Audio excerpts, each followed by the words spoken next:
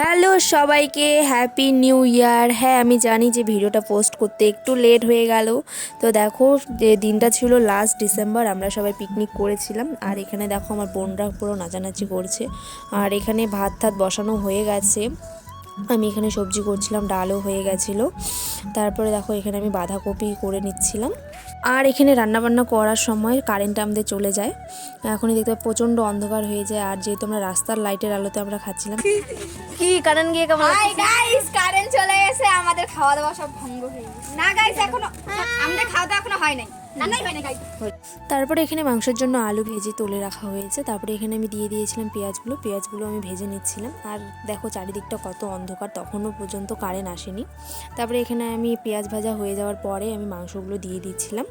আচ্ছা, তোমাদের সাথে কি এরকম হয় যে ভিডিও করার সময় তোমরা ভিডিও করো কিন্তু ভয়েস দেওয়ার সময় বুঝতেই পারো না যে কি বলবে? আমার সাথে তো এটা খুবই হয় যে আমি ভিডিও করি কিন্তু ভয়েস দেওয়ার সময় বুঝতে পারি না কি করব। তো দেখো, এর আগের ভিডিওতে আমি বলেছিলাম যে আমরা পিকনিক করব না, বছরের শেষ হলে কি হবে, মাসেরও তো শেষ না, তাই টাকা পয়সা নেই। আর আমাদের মতন ফ্যামিলি থেকে যারা বিলং করো আর যারা বড় হয়ে গেছো তারা তো বুঝতেই পারছো যে বাড়িতে 10 টাকা চাইতে গেলেও কতবার ভাবতে লাগে।